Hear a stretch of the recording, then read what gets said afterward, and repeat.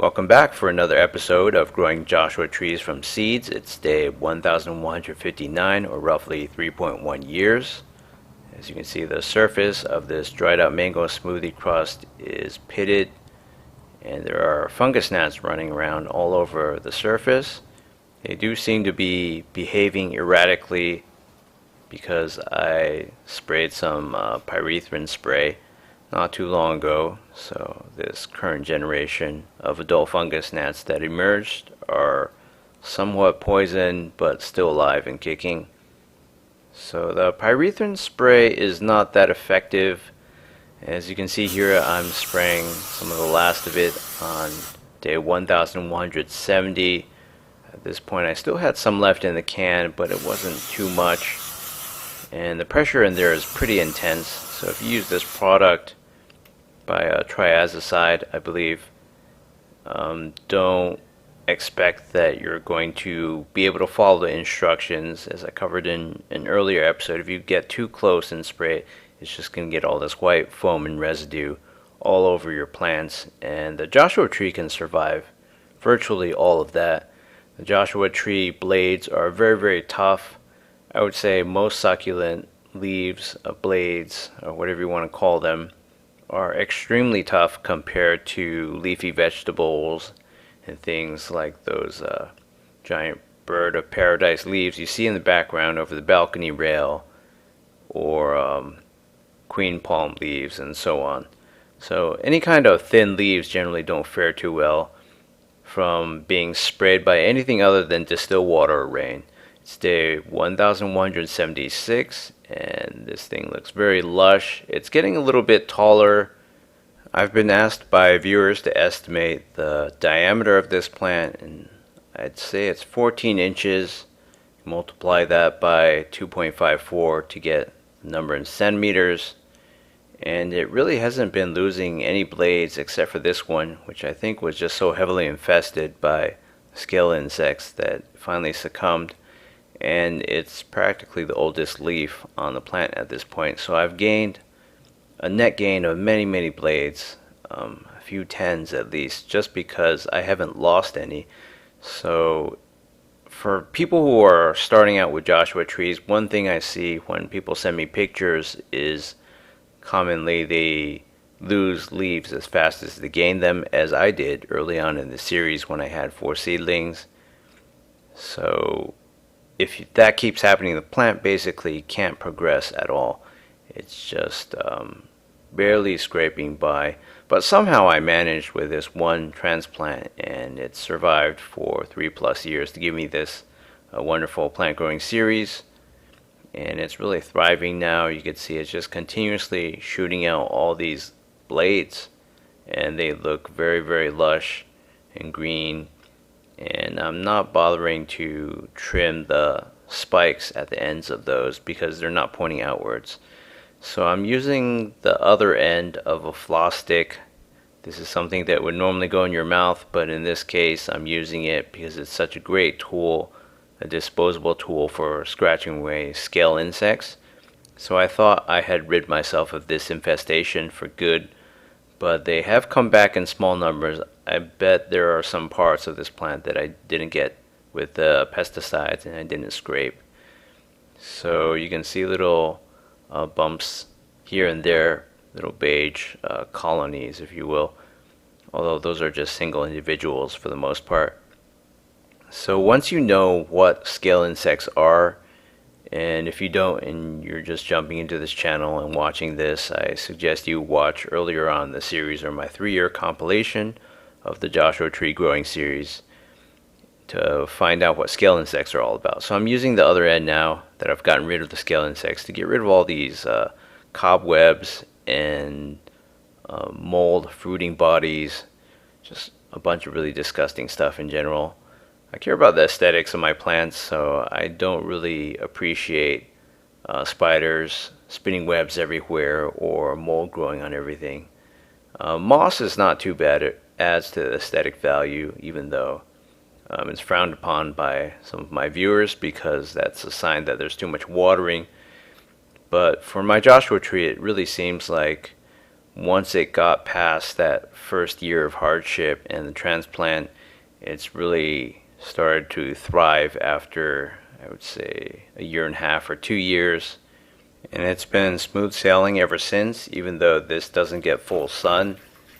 It's day 1188, and I'm going to make some more mango seed smoothie to pour on the top.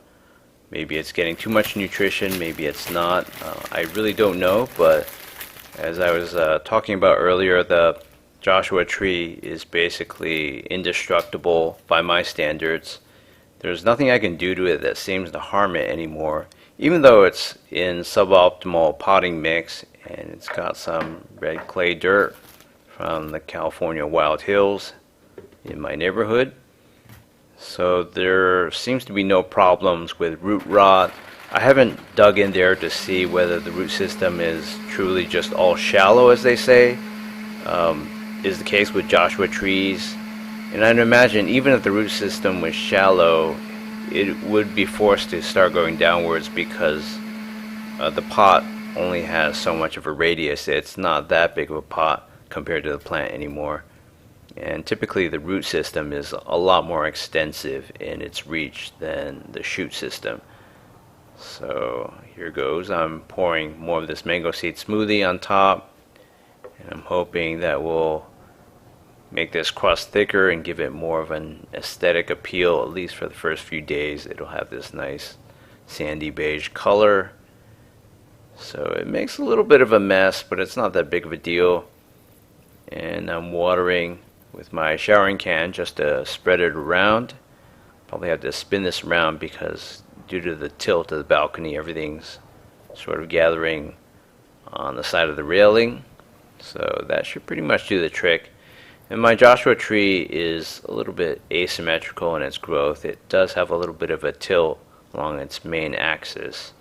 So it's day 1234, and as you can see, the growth is pretty significant. The plant is almost as tall as it is wide, and there are just new funnels of leaves just coming out continuously.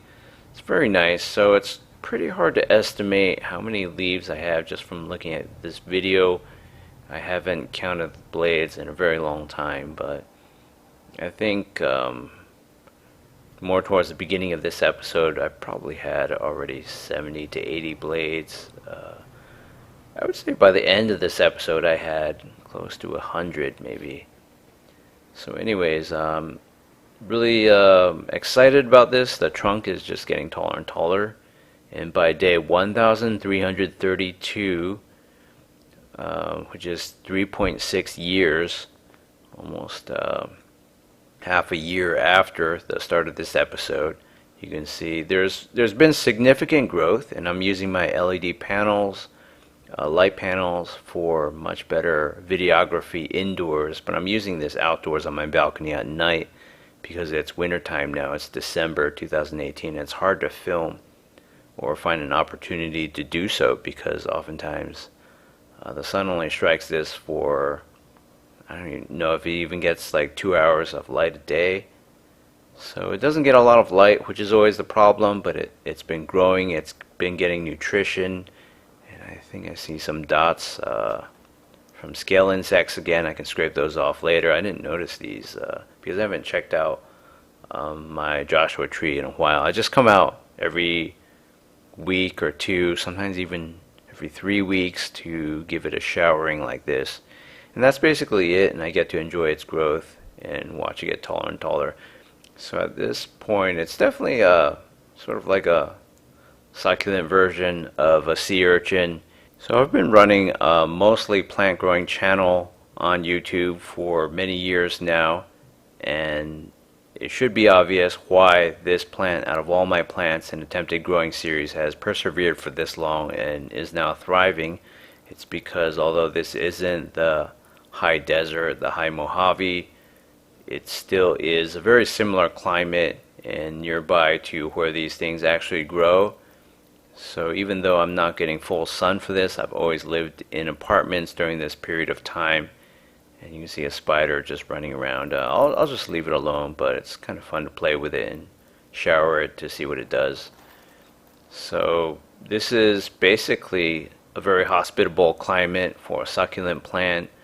Most succulent plants are actually made out to be very fragile in all the growing articles that I've read. But this one is actually very hardy once it gets past a certain age, so I wouldn't be surprised if I tried growing prickly pear or some other cacti or succulents and they all did really well after the initial phases and worries of root rot from the early phases are just over with. So all the leafy vegetables, the fruit trees, those are quite a bit of a struggle. I've tried growing a lot of things indoors lately, and I have a red and blue LED panel that I use in my walk-in closet to get some indoor growing projects started. And it's kind of slow in some respects, but it's also a guaranteed method to get things growing. It's been great that this plant has been adding so many new blades and losing virtually none over the last few months, but at the same time, it's just more and more of the same. It's getting taller, and the funnel is nice to look at, but I want to see something more. I want to see the plant differentiate and do something new, and it's growing slowly but surely, so it'll probably take a very, very long time before it differentiates. All Joshua trees look the same in the beginning, but at some point after a few years, I imagine they all branch off and look really different.